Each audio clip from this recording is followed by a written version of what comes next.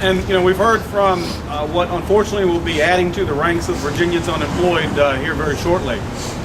We are very happy to be joined today by Delegate Morrissey.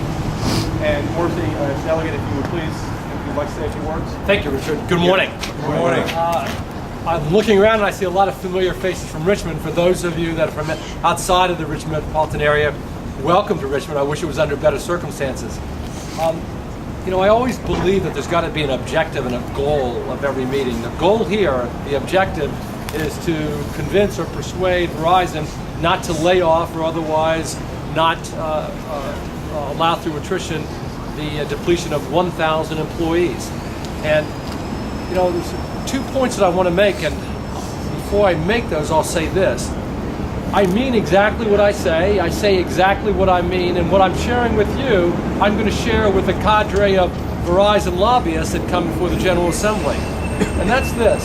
We have a new administration that's coming in that its number one goal is to promote jobs. It seems highly inconsistent with that motive in mind that we're now going to let go of almost 1,000 workers.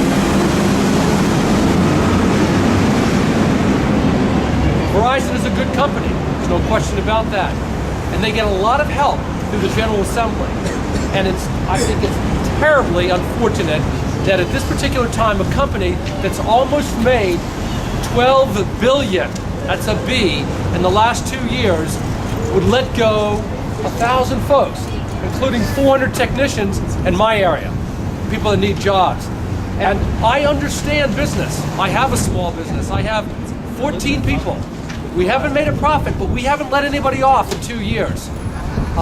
So whilst I understand Verizon has an obligation to its shareholders, in this difficult time when we're trying to promote jobs, it also has an obligation to keep employees, especially when you're making money to the tune of $12 billion. The other point that I'll make is this, the penultimate point, is that we've got a company that is gaining business. With the broadband and the FiOS, there is a need for these technicians and these workers.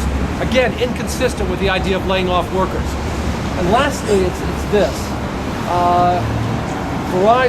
We're here before the State Corporation Commission, and there's a reason for that, because they recently levied penalties because of Verizon's failure to meet certain standards. Again, highly inconsistent that penalties were imposed through new rules because standards weren't met, and those standards weren't met because they didn't have the labor force, but now we're laying off more laborers. So I know I'm talking to a familiar group, but I can promise you this, and the folks in Richmond know this, I'm going to be sharing these same sentiments with the folks, the lobbyists for Verizon, when they come up to the General Assembly, and let them know we've worked with you, we've helped you, and now in a very difficult time, when people need to keep their jobs, you're turning your back, and I'm not happy about it. And I'll make sure that they know that. Appreciate that. So lastly, we'd like to have President of the Virginia AFL-CIO, Jim Lehman, say a few words. Thank you, Richard.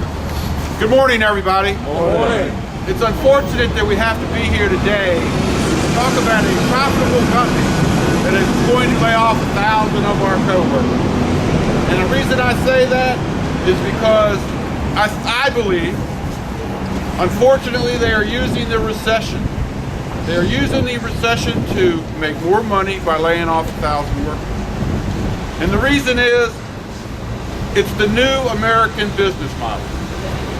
And that business model is damn the consumer. We don't care about service. The public has come to expect poor service. If your phone is out of order, it used to be you waited a day and it was repaired. Today you wait weeks. And it's all because of the public expecting bad service. And unfortunately, Verizon is meeting their expectations. The State Corporation Commission had to levy fines on Verizon for providing poor service. And their answer is lay off 1,000 workers. The other aspect of this is our rural areas.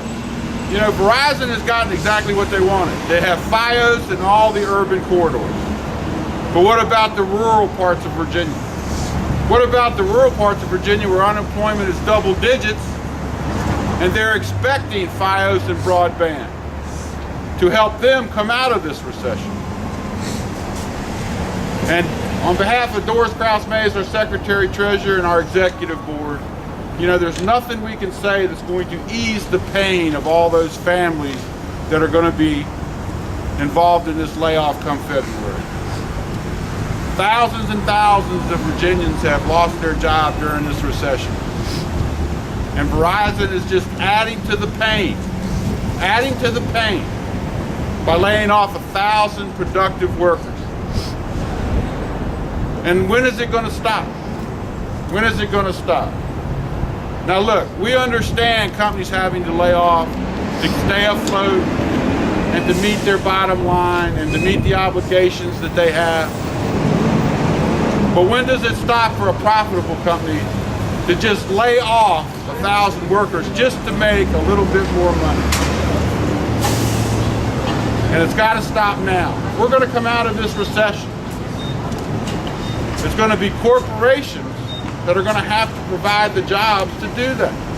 It's going to be business that's going to get us out of this recession. But you don't get out of a recession by laying off people. The exact thing that Verizon should be doing is expanding their Fios, expanding their broadband, taking it to the rural areas of Virginia. But that's not as profitable as running that fiber up and down 95. And that's what we're faced with today. So, we're here today to tell the State Corporation Commission to step up and force Verizon as a public company, a public service company, to do what's right for the consumers and not just the bottom line profit.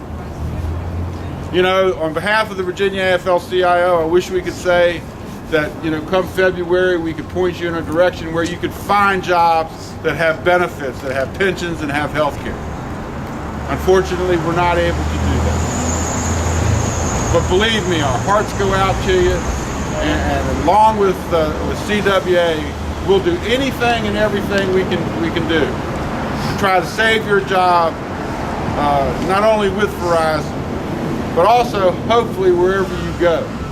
Wherever you go, it'll be a living wage job with benefits and health care and pension. So, I wish I could tell you, I had some kind of magic bullet that would make all this go away, but we don't.